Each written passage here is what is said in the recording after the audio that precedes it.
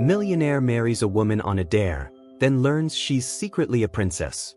The grand ballroom of the Delacroix estate was filled with laughter and the clinking of glasses as the city's elite mingled under glittering chandeliers. Men in tailored suits and women in gowns that cost more than most people's yearly salaries danced and dined, enjoying the luxury only a select few could afford. Among them was James Hargrove, a young and dashing millionaire known for his charm, his wit, and his reckless disregard for consequences. James leaned casually against the bar, a glass of whiskey in hand, as his best friend, Andrew, sauntered over. "You're bored again, aren't you?" Andrew said, grinning knowingly. "These parties are always the same for you." James smirked, his perfectly white teeth catching the light. "You're not wrong. Same people, same conversations, same hollow compliments. I could predict every word that's going to come out of their mouths." Andrew chuckled. "Then why do you keep coming?" James shrugged, swirling the amber liquid in his glass. "Because, my dear friend, I'm a Hargrove. It's expected. Besides, sometimes you find unexpected entertainment." His gaze swept across the room lazily, searching for something or someone to spark his interest. It was then that he noticed her. At first glance, she seemed wildly out of place. A young woman, perhaps in her early 20s, wearing a simple dress that was frayed at the edges. Her hair, though neatly tied back, didn't have the polished perfection of the other women in the room. She stood near the edge of the crowd, her posture slightly tense, as if she wasn't sure she belonged there. James raised an eyebrow, intrigued. "Who's that?" he asked Andrew, nodding toward the girl. Andrew followed his gaze and scoffed. "No idea. Probably someone's assistant or a charity case they dragged along for good PR." James tilted his head, a mischievous glint in his eye. "Or maybe she's just pretending not to belong. You know how people like to make statements these days." "Whatever the case, she's definitely not your type," Andrew said, smirking. "You prefer women who could buy and sell half the city." "Maybe I'm in the mood for something different," James replied, setting his glass down. Without waiting for a response, he strode confidently across the room toward her. Clara Sinclair felt like a fish out of water. The opulence of the ballroom was overwhelming, with its gold-trimmed walls, crystal chandeliers, and an orchestra playing softly in the corner. She hadn't wanted to come to this party, it wasn't her world, but her friend Sophie had insisted. "It's a charity gala," Sophie had said. "No one will even notice you, and besides, it's good exposure for your work." Clara had reluctantly agreed, but now, standing among the city's wealthiest and most powerful, she regretted it. She felt like everyone was staring at her, judging her for her plain dress and simple appearance. She clenched her hands into fists, willing herself to stay calm. "Enjoying the party?" The deep, smooth voice startled her, and she turned to see a tall, impeccably dressed man standing beside her. His dark hair was perfectly styled, and his sharp blue eyes seemed to pierce right through her. He was absurdly handsome, but there was something in his expression, an amused curiosity, that put her on edge. Yes," she said awkwardly. "It's very nice." He chuckled, a low and pleasant sound. "You don't sound convinced." Clara raised an eyebrow, her discomfort giving way to irritation. "I wasn't aware my opinion mattered." His grin widened. "You're right. It doesn't. But I couldn't help noticing you. You're not like the others." "Is that supposed to be a compliment?" she asked, crossing her arms. "Perhaps," he said, his tone playful. "Or maybe it's just an observation."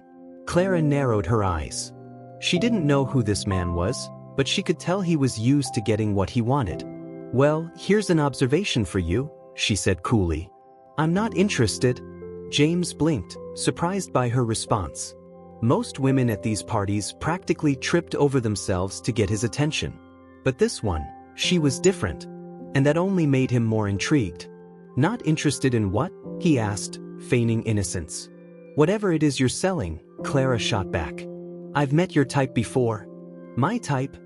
James echoed, pretending to be offended. "You wound me."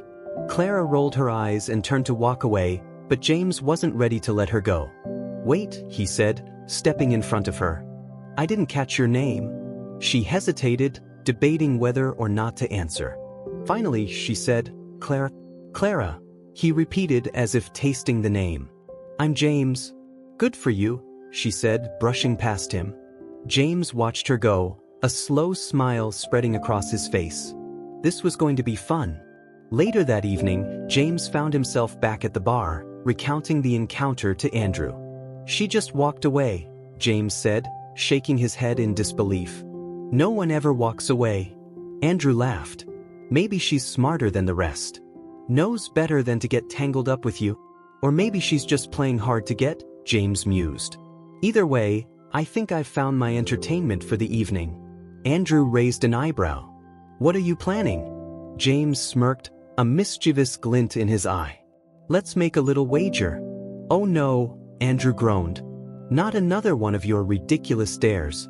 "Hear me out," James said, leaning in. "I bet you I can get her to marry me within a month." Andrew stared at him, incredulous.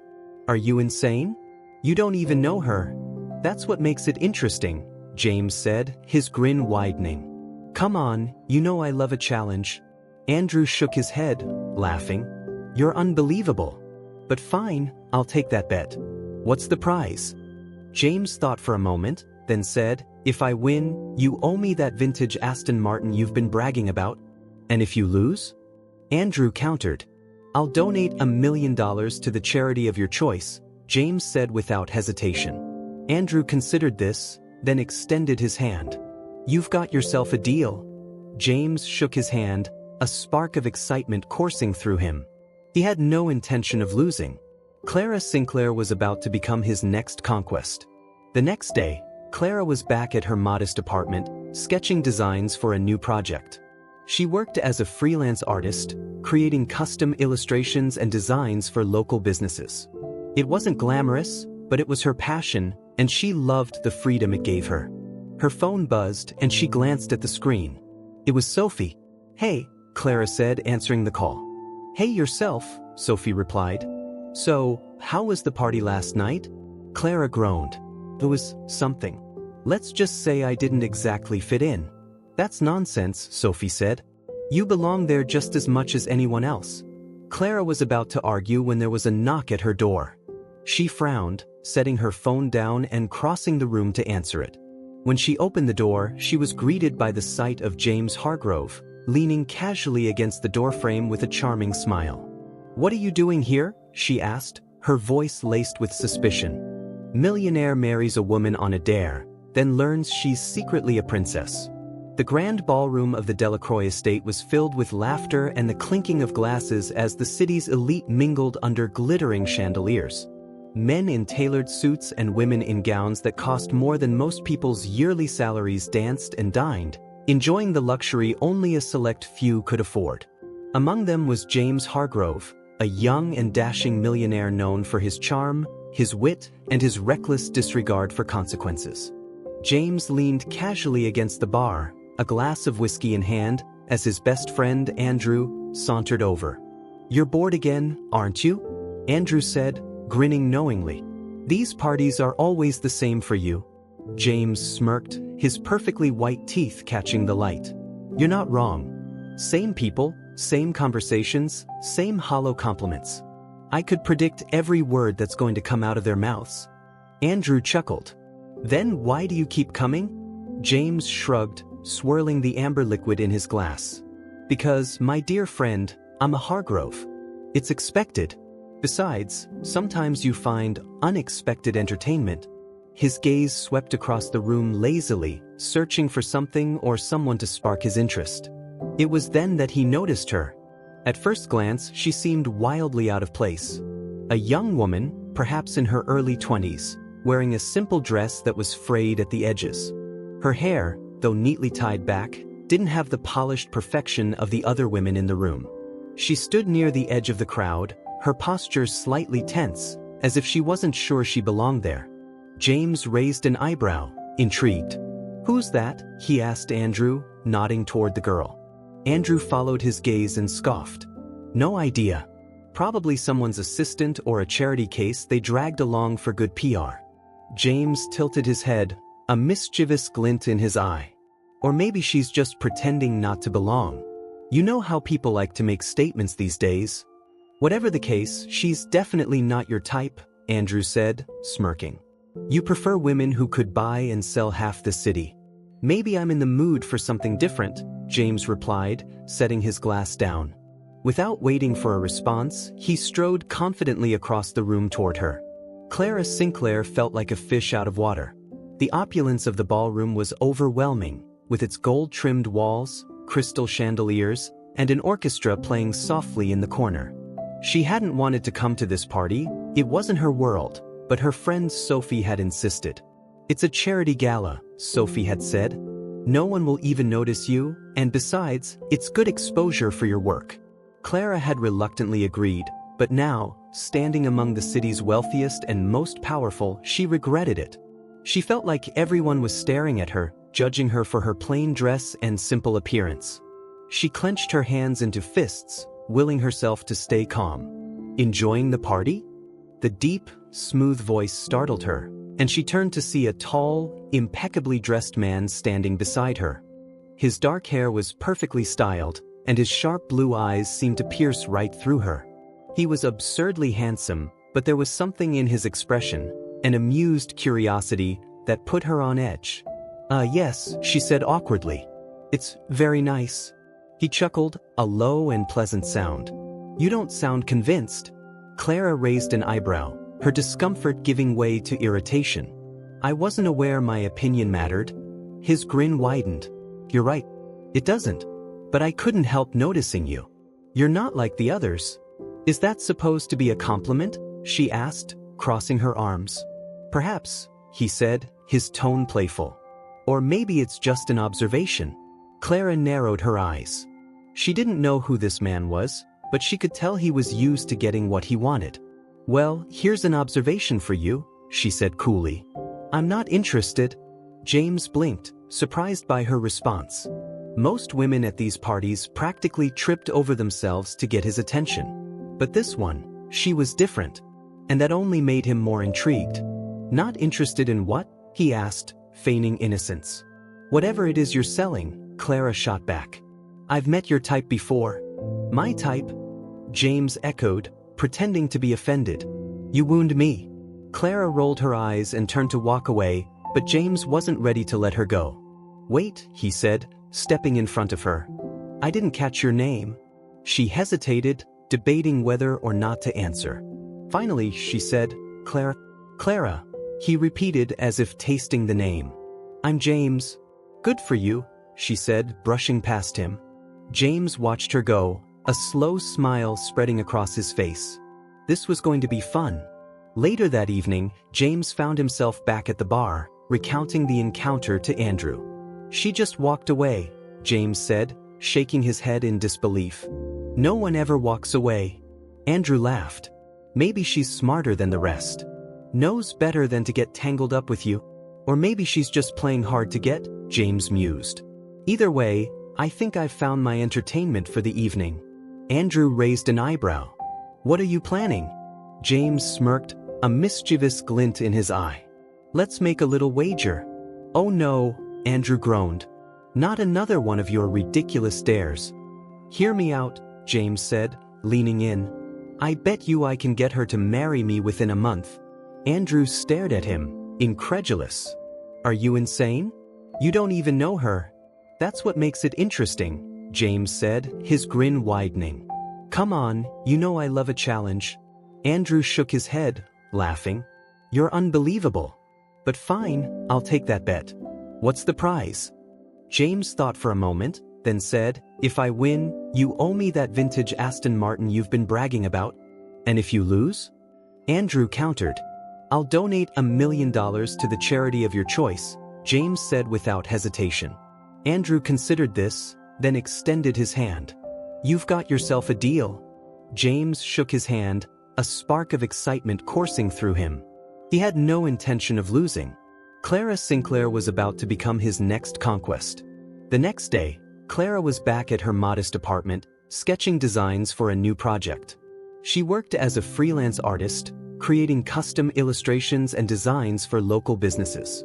It wasn't glamorous, but it was her passion, and she loved the freedom it gave her. Her phone buzzed and she glanced at the screen. It was Sophie. Hey, Clara said, answering the call. Hey yourself, Sophie replied. So, how was the party last night? Clara groaned. There was something. Let's just say I didn't exactly fit in. That's nonsense, Sophie said. You belong there just as much as anyone else. Clara was about to argue when there was a knock at her door. She frowned, setting her phone down and crossing the room to answer it. When she opened the door, she was greeted by the sight of James Hargrove, leaning casually against the doorframe with a charming smile. What are you doing here? She asked, her voice laced with suspicion. I was in the neighborhood, he said smoothly. Thought I'd stop by and say hello. Clara crossed her arms. How did you even find out where I live? I have my ways, James said with a wink. But don't worry, I'm not a stalker.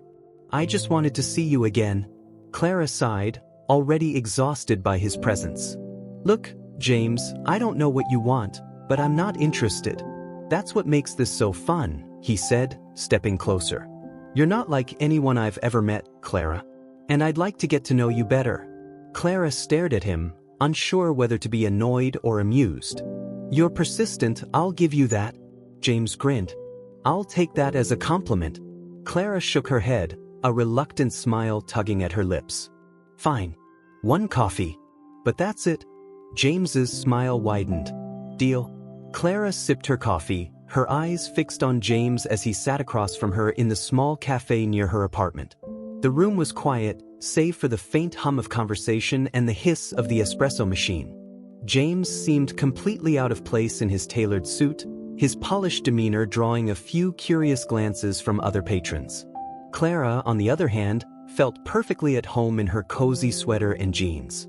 So, she began, setting her cup down, are you going to tell me why you're so interested in me, or are you just going to keep showing up at my door like some kind of strange millionaire stalker? James chuckled, leaning back in his chair. Strange millionaire stalker? That's a new one. I'll admit, I don't usually have to try this hard to get someone's attention. Clara raised an eyebrow. Well, maybe you should try harder with someone else. Maybe, James said, his grin widening, but where's the fun in that? Clara sighed, shaking her head. You're unbelievable. I've been told that before, he admitted. But seriously, Clara, I'm not here to bother you. I just think you're interesting. Clara's eyes narrowed. Interesting how? James hesitated as though searching for the right words. You're different. You're not like anyone I know. Most people in my circle are predictable. You're not. Clara studied him, unsure whether to believe him. And that's enough to make you show up uninvited? I prefer to think of it as being persistent, James said with a wink. Clara rolled her eyes, though she couldn't help the small smile tugging at her lips. You're impossible. Impossible, but charming, James countered. So, tell me about yourself. What do you do when you're not fending off strange millionaire stalkers?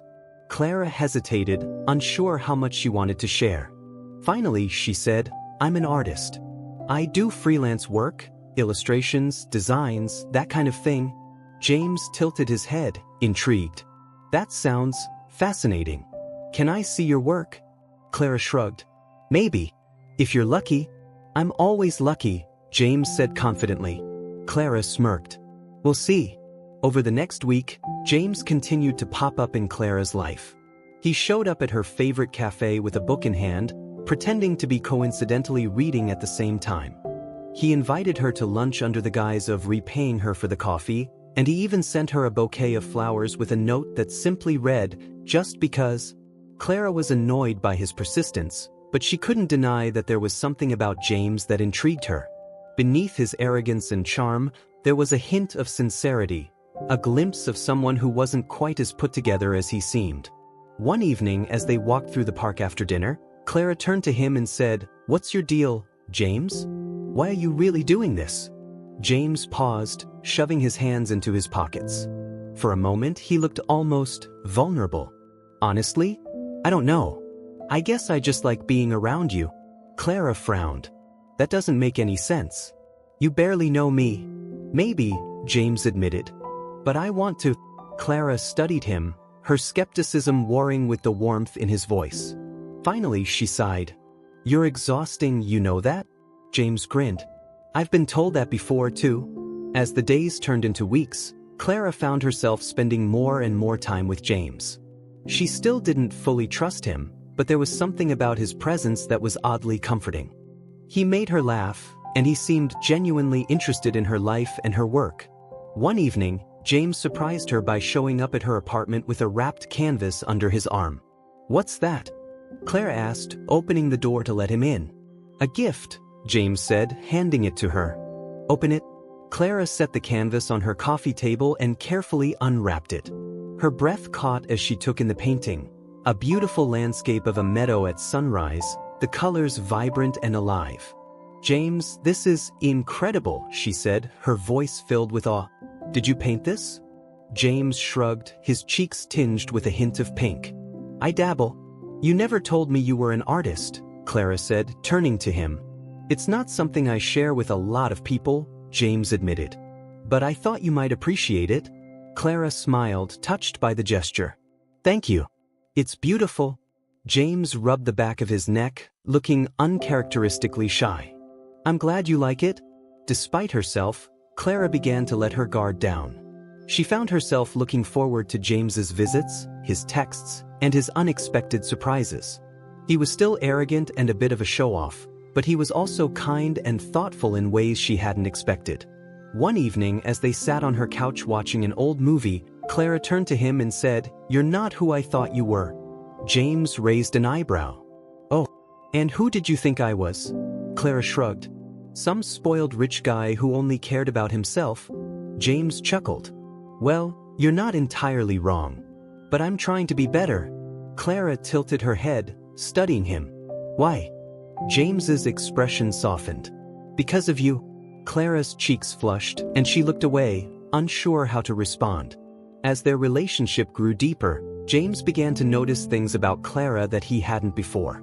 She was fiercely independent, but she carried a quiet sadness with her, one that she tried to hide but couldn't completely conceal.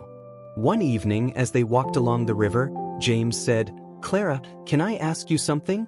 "Depends on what it is," she replied. "Why do you keep everyone at arm's length?" he asked gently. "Even me?" Clara hesitated, her gaze fixed on the water. Finally, she said, "Because I've learned that people don't stick around. It's easier not to get too close." James frowned, his heart aching for her. "I'm not going anywhere, Clara." She glanced at him, her eyes filled with uncertainty.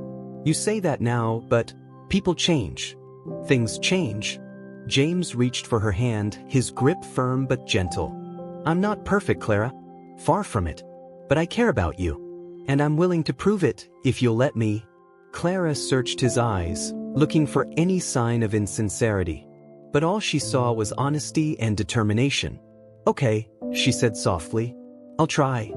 Unbeknownst to Clara, James was beginning to wrestle with guilt. The dare with Andrew had seemed harmless at first, a silly game to pass the time. But now, it felt like a weight on his shoulders. What had started as a joke had turned into something real, and the thought of losing Clara because of his foolishness terrified him. One evening, as he sat in his penthouse apartment, James stared at his phone.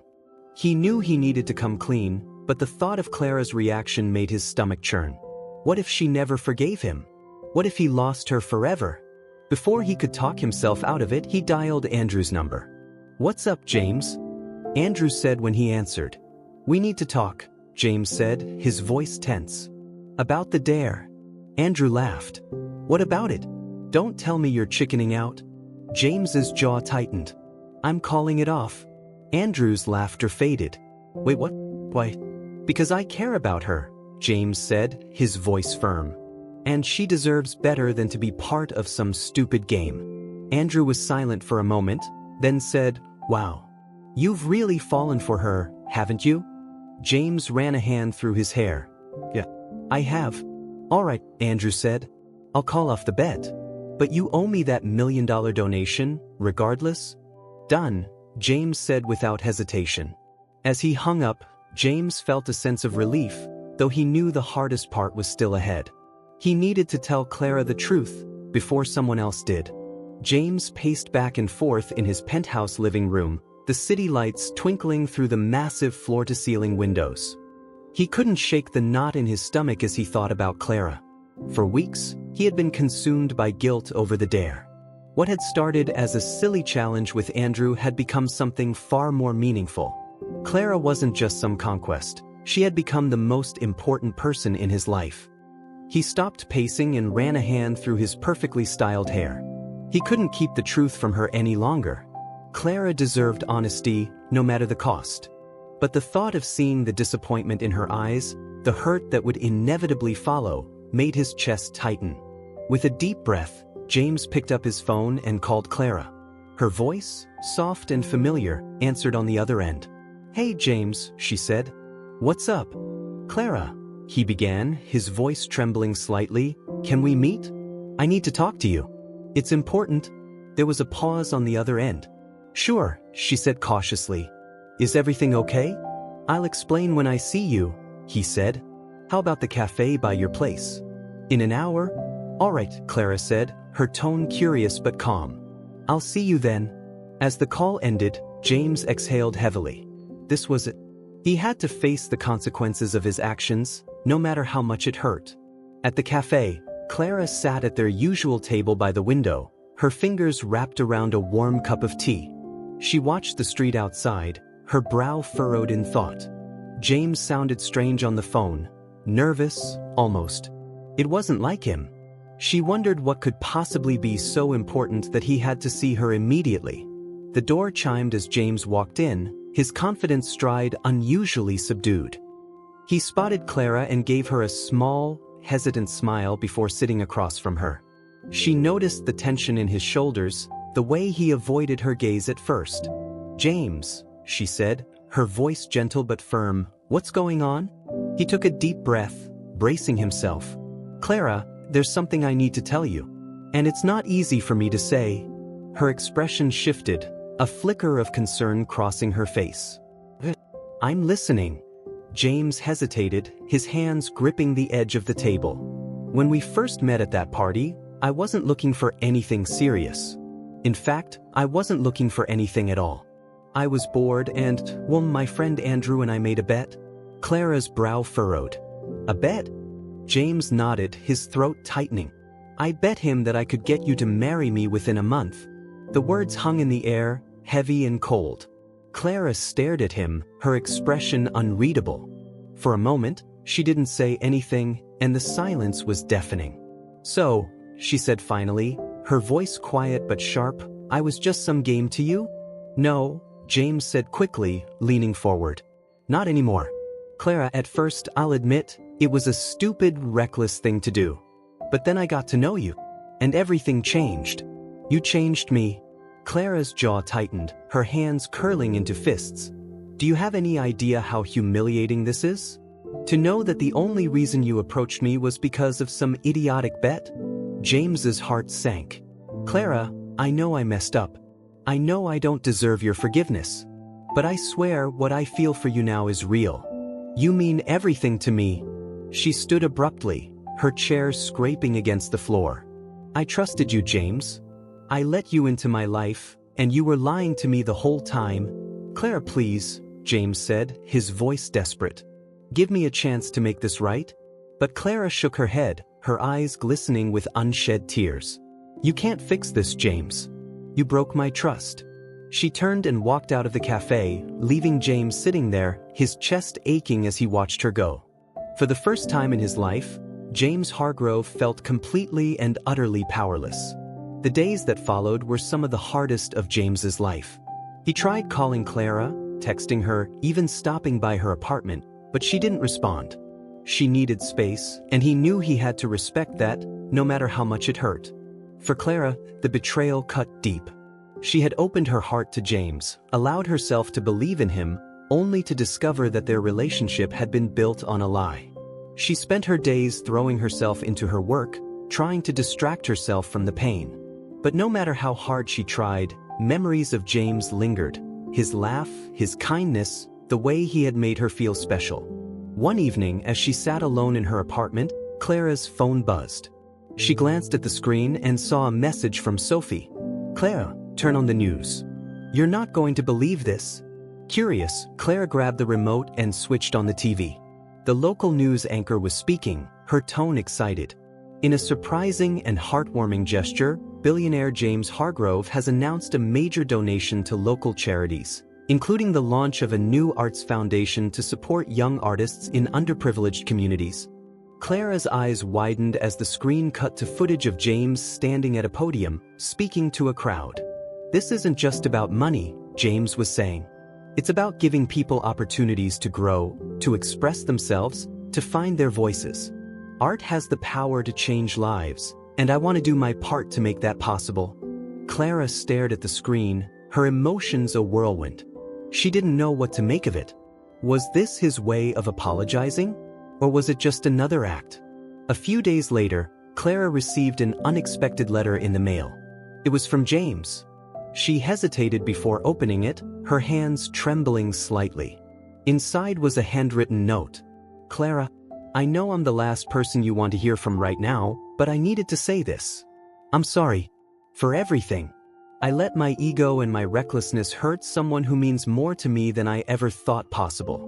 You have every right to be angry with me, and I don't expect you to forgive me. But I hope in time, you can see that I'm trying to be better. Because of you. The Arts Foundation was something I've wanted to do for a long time, but I never had the courage to take that step. You inspired me to finally make it happen. You showed me what it means to care about something bigger than myself. I don't deserve a second chance, but if there's even a small part of you that thinks we can find a way forward, I'm willing to do whatever it takes. You're worth fighting for, Clara. With all my heart, James." Clara read the letter twice, her emotions swirling. She wanted to stay angry, to hold onto the hurt. But a part of her, the part that had seen James's vulnerability, his genuine kindness, wondered if there was more to him than the mistakes he had made. A week later, Clara found herself standing outside the Arts Foundation's headquarters. She had seen the news coverage of its grand opening and had decided to see it for herself. The building was beautiful, with large windows that let in natural light and walls adorned with vibrant artwork created by local students. As she stepped inside, she was greeted by a receptionist who recognized her immediately. "You must be Clara," the woman said with a warm smile. "Mr. Hargrove talks about you all the time." Clara blinked, surprised. "He does?" The woman nodded. "He's in his office. Would you like me to let him know you're here?" Clara hesitated, then nodded. "Yes, please." Moments later, she was escorted to James's office. He stood as she entered, his expression a mixture of surprise and hope. "Clara," he said softly, "you're here." She crossed her arms, her gaze steady. "I read your letter. And I saw what you've done with the foundation." James nodded, his heart pounding. "It's because of you. You showed me what really matters." Clara sighed, her expression softening. "I'm still angry, James. What you did hurt me." "I know," he said, his voice earnest. "And I'll spend the rest of my life making it up to you, if you'll let me." Clara studied him, her walls slowly beginning to crumble. "You have a lot to prove, James." "I'll prove it," he promised. "Every day." After a long pause, Clara nodded. "All right, but no more lies. No more games." "Never again," James said, a flicker of hope in his eyes. As they stood there, the weight of their past mistakes hanging between them, Clara realized that while trust would take time to rebuild, maybe, just maybe, James was worth the risk. James sat across from Clara in the Arts Foundation's private gallery space.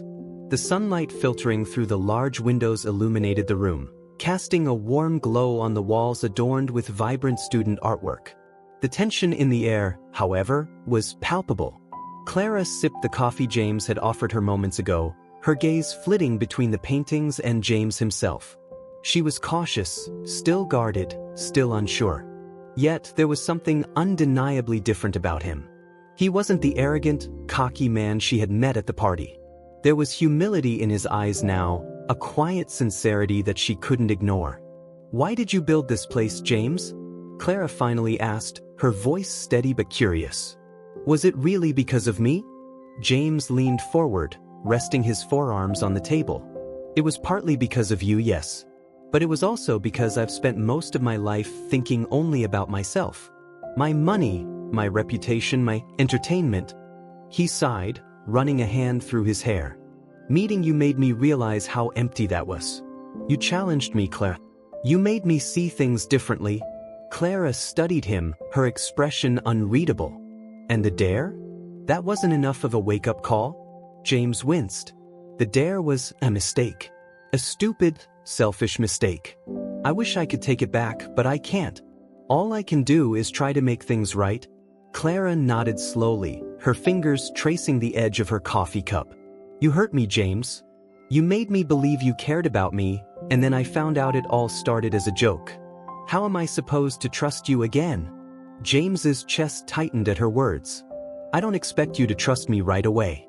But I'm willing to do whatever it takes to earn it back. No more lies, no more games. Just the truth.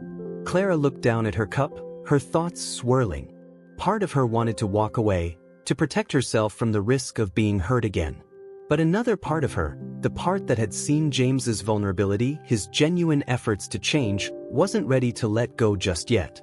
I need time, she said finally, meeting his gaze. If you really want to prove yourself, show me. Don't just tell me. James nodded, his expression resolute. I will.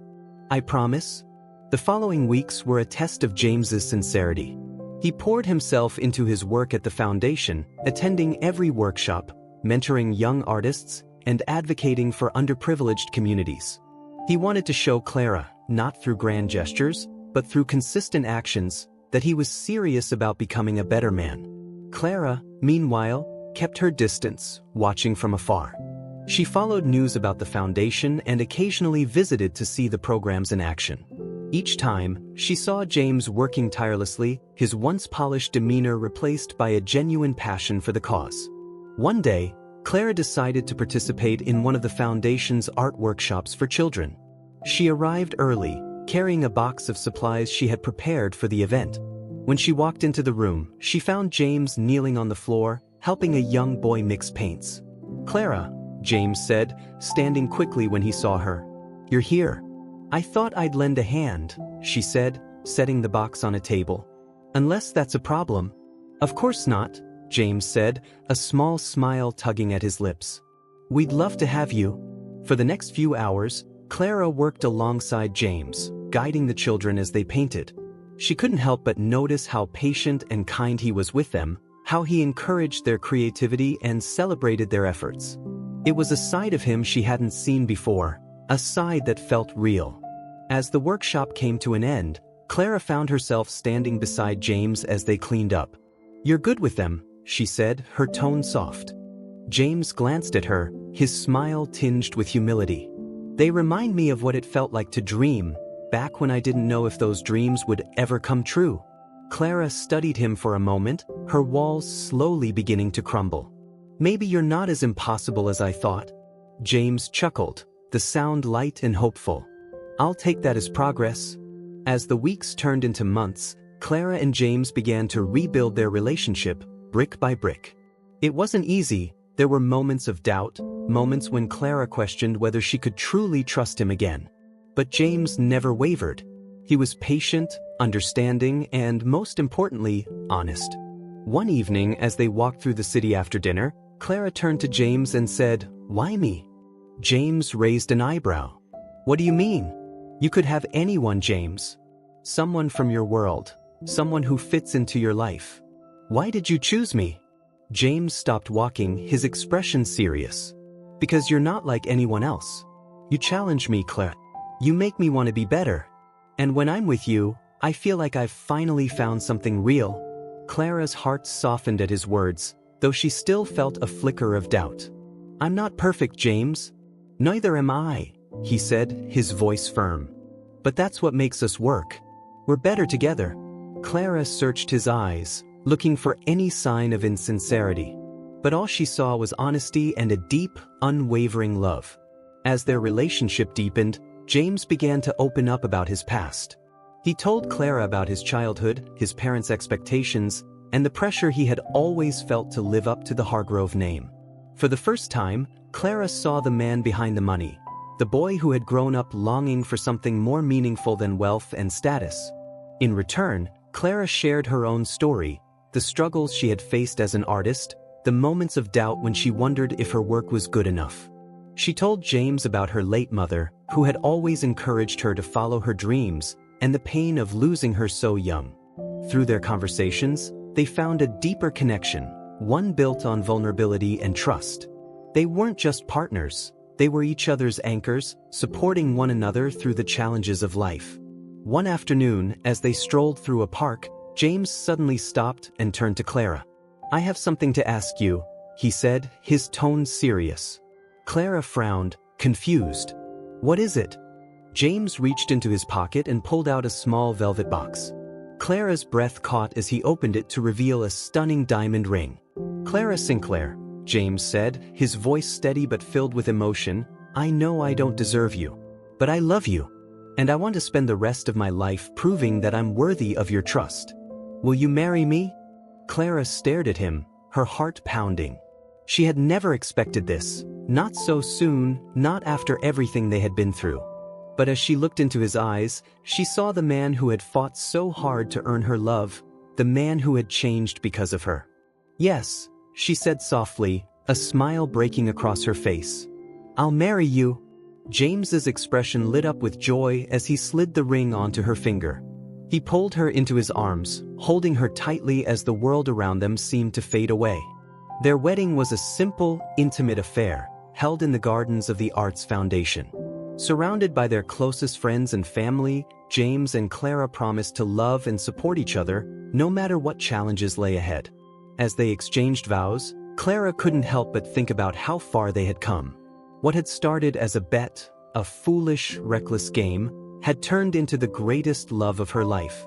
And as she looked into James's eyes, she knew that their journey was just beginning. In the years that followed, James and Clara continued to build a life filled with love, laughter, and purpose. Together, they expanded the foundation, creating opportunities for artists around the world. They faced challenges, but they faced them together, their bond growing stronger with each passing day. And though their story had begun with a mistake, it had become a testament to the power of redemption, forgiveness, and the transformative nature of love. As the years passed, James and Clara's life together became a beautiful tapestry of love, growth, and purpose. Their relationship, which had begun under such tumultuous circumstances, evolved into a partnership that defied all odds. The Arts Foundation flourished, reaching thousands of children and communities across the country, and James and Clara became a symbol of hope and transformation. But their journey was far from over.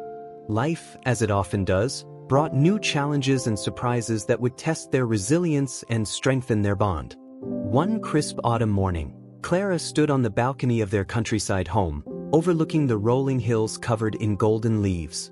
The air was cool and refreshing, and she wrapped her sweater tighter around herself as she sipped her tea. James stepped out to join her, a steaming mug of coffee in his hand. "You've been quiet this morning," he said, leaning against the railing beside her. "Something on your mind?" Clara glanced at him, a small smile playing on her lips. "I've been thinking about the future." James raised an eyebrow, intrigued. "What about it?" Clara hesitated, her gaze drifting back to the landscape. "We've built something amazing together with the foundation. But lately, I've been wondering if there's more we can do." James nodded thoughtfully. "What did you have in mind?" "I was thinking," Clara said slowly, "about starting an arts academy. A place where kids can not only discover their talents but also learn the skills they need to pursue their dreams. A place where they feel safe, supported, and inspired." James's face lit up. "Clara, that's an incredible idea." "You think so?" she asked, her voice tinged with uncertainty. "I do," James said, placing a hand on her shoulder. "You've always had a way of seeing what people need and finding a way to give it to them. This academy could change lives." Clara smiled, her confidence bolstered by his support. "I was hoping you'd say that. I've already started sketching out some ideas." "Of course you have," James said with a laugh. "Let's make it happen." Over the next few months, Clara and James threw themselves into planning the Arts Academy. They visited potential locations, met with educators and artists, and designed a curriculum that emphasized creativity, emotional expression, and technical skills. Clara's vision for the academy became clearer with each step, and James was right by her side, offering his expertise and resources. One evening, as they worked late into the night in their home office, Clara paused and looked at James. "You know," she said, "I don't think I could have done any of this without you." James looked up from his laptop, surprised. "What are you talking about? This was your idea, Clara. Your vision." "But you believed in me," Clara said, her voice soft. "Even when I doubted myself. You've always believed in me." James reached across the table, taking her hand in his. "And I always will. You've taught me more about love, resilience, and purpose than anyone ever has. I'm the lucky one, Claire." Clara smiled, her heart swelling with gratitude. "We make a good team, don't we?" "The best," James said, his eyes filled with warmth. The grand opening of the Sinclair Hargrove Academy for the Arts was a day to remember. The campus, nestled in a quiet, scenic area just outside the city, was a masterpiece of design and functionality. Studios, classrooms, performance spaces, and outdoor gardens provided students with endless opportunities to explore their creativity. The event was attended by friends, family, and supporters of the foundation. Clara and James stood on the stage together, addressing the crowd. "This academy is more than just a place to learn," Clara said, her voice steady and passionate. "It's a place where young people can discover who they are and find their voices. We believe in the power of art to heal, inspire, and transform, and we're so honored to be able to share this dream with all of you." The audience erupted into applause, and as Clara and James looked at each other, they felt a deep sense of fulfillment. They had turned their pain, mistakes, and triumphs into something meaningful, something that would outlast them both. Life at the academy was vibrant and busy. Clara and James were hands-on in their roles, often spending time with the students and participating in workshops. Clara led painting and illustration classes, while James, much to everyone's surprise, became a beloved mentor for students interested in entrepreneurship and business. One student, a quiet boy named Oliver, reminded James of himself as a child. Oliver was reserved and unsure of his talents, but James saw potential in him. Over time, James encouraged Oliver to step out of his comfort zone, and the boy's confidence grew. "Mr. Hargrove," Oliver said one afternoon as they worked on a project in the studio, "do you ever regret anything?" James paused, the boy's question catching him off guard. "I think everyone has regrets, Oliver. It's part of being human. But I've learned that what matters most is what you do after you've made a mistake. It's about making things right and learning from it." Oliver nodded thoughtfully. "I hope I can be as brave as you someday." James smiled, his chest tightening with emotion. "You already are, Oliver." As the academy flourished, so did James and Clara's personal life. They continued to support each other through every challenge, their love deepening with each passing year. They often spoke about starting a family, and though the idea scared them both, they knew they were ready to take the next step. One evening, as they sat by the fireplace in their living room, Clara turned to James with a mischievous smile. "I have something to tell you." James raised an eyebrow. "Should I be worried?" "Not at all," Clara said, reaching into her pocket and pulling out a small object. She handed it to James, who realized it was a tiny pair of baby shoes. His eyes widened as he looked from the shoes to Clara. "Are you serious?" Clara nodded, her smile radiant. "We're going to be parents?" James stared at her for a moment, his emotions overwhelming him. Then he pulled her into his arms, holding her tightly. "Clara, this is the best news I've ever heard." As they held each other, the fire crackling softly in the background, they felt a sense of joy and anticipation for the next chapter of their lives. When their daughter, Lily, was born, she became the light of their lives. James and Clara poured their love and energy into raising her, determined to give her the kind of childhood filled with support and creativity that they had both longed for. Lily grew up surrounded by art, music, and the love of a family who cherished her. At the academy, Lily became a regular fixture, often helping her parents with events and workshops. She had inherited Clara's artistic talent and James's determination, and she quickly became a favorite among the students.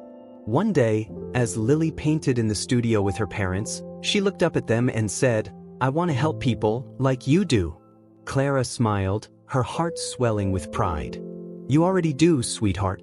Every time you share your art, You're making the world a better place." James nodded, placing a hand on Lily's shoulder. "And we'll always be here to support you, no matter what you choose to do." Lily beamed, her young face filled with determination. "Then I'm going to make you proud." "You already do," Clara said, her voice thick with emotion. Years later, as Clara and James stood on the stage at the Academy's anniversary celebration, they reflected on everything they had built together. The crowd before them was filled with students, alumni, and supporters, all of whom had been touched by their work. James took Clara's hand, his voice steady as he addressed the audience. "When I think back to how this all started, I'm reminded of how much we've grown, not just as individuals, but as a family. This academy is more than just a place. It's a testament to what can happen when you believe in each other and in the power of second chances." Clara smiled, her gaze sweeping the crowd. "None of this would have been possible without all of you. You've inspired us as much as we've inspired you. And we're so grateful to be part of your journey." The applause that followed was thunderous, but James and Clara only had eyes for each other. In that moment, they knew that their love, their resilience, and their shared vision had created something truly extraordinary. And as they walked off the stage, hand in hand, they looked forward to the future, knowing that their story was far from over. As James and Clara grew older, the legacy they had built together continued to thrive. The Sinclair Hargrove Academy for the Arts became a cornerstone for young creatives from all walks of life, and the impact of their foundation reached far beyond what they had ever imagined. Yet, despite all their success, they never let it distract them from what mattered most: their family and their love for each other. Lily had blossomed into a bright, talented young woman with a passion for storytelling through her art.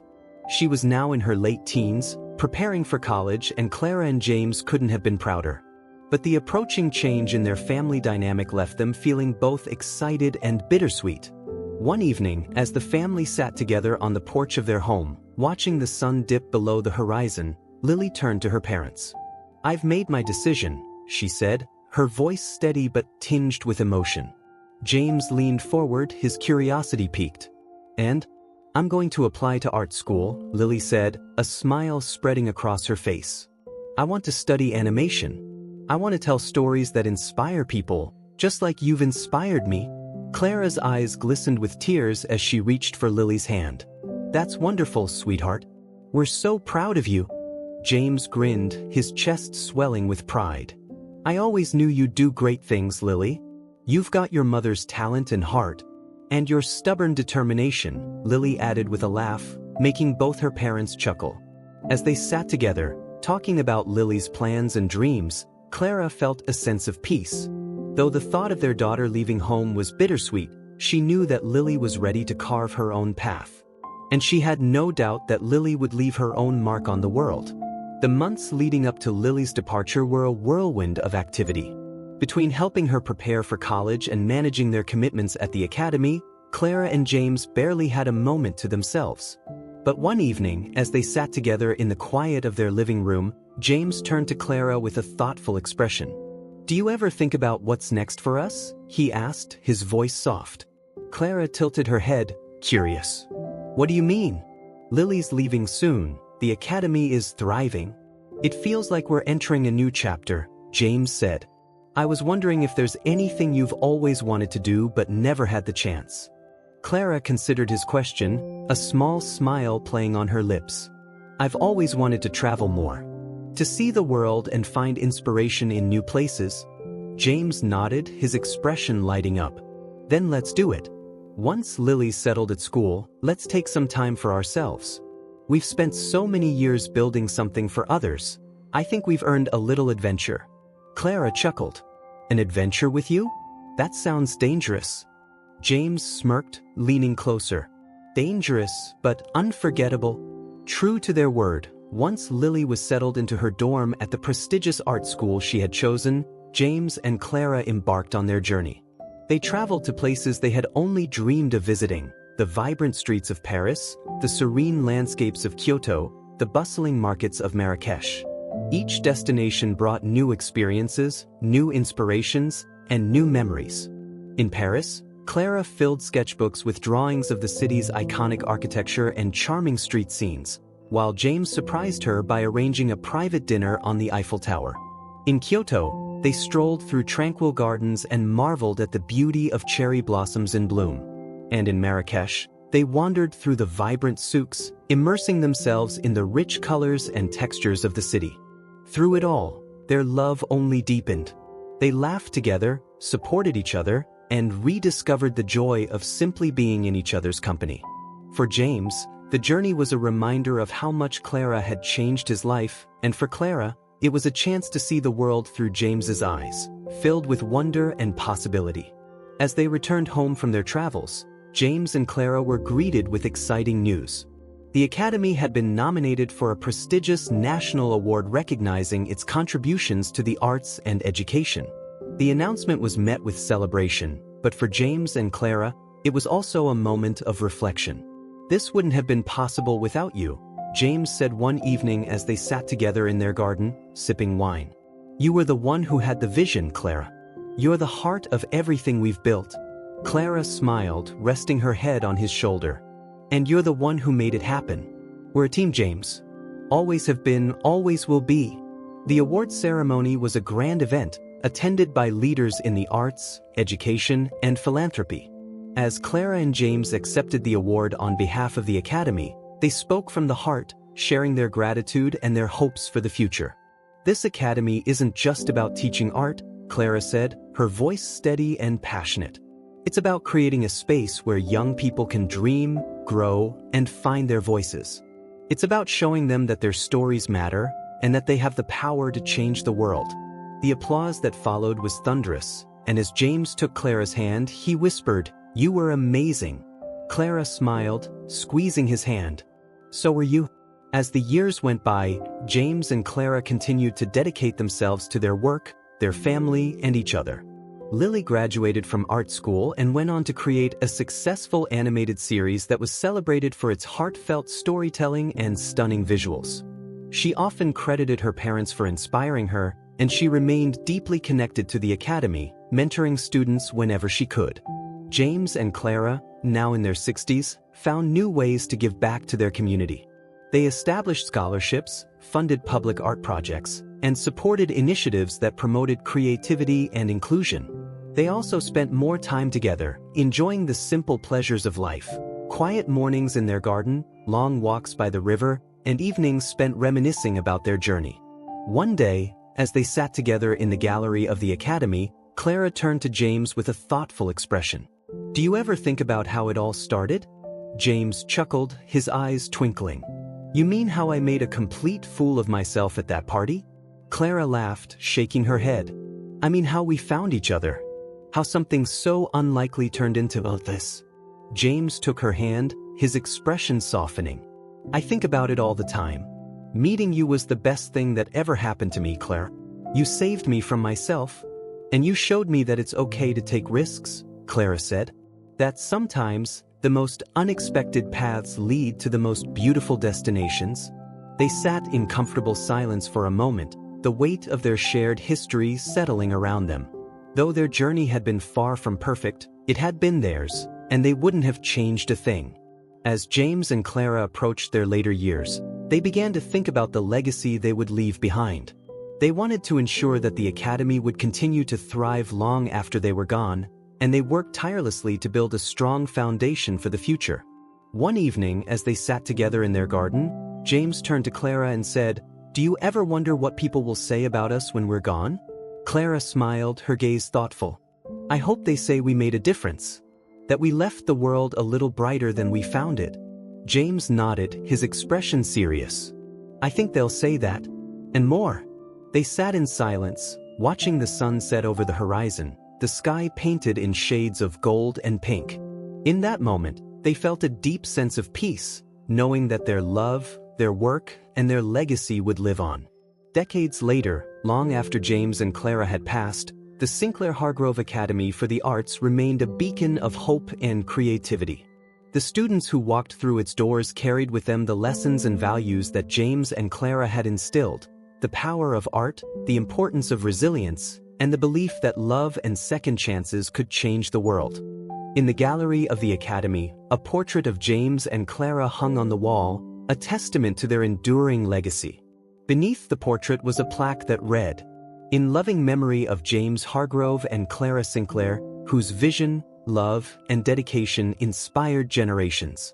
Their story reminds us that it's never too late to change, to grow, and to create something beautiful. And as students and visitors passed by the portrait, they often paused to reflect on the incredible journey that had brought the Academy to life. A journey that had begun with a simple dare but had blossomed into a story of love, redemption, and the transformative power of art.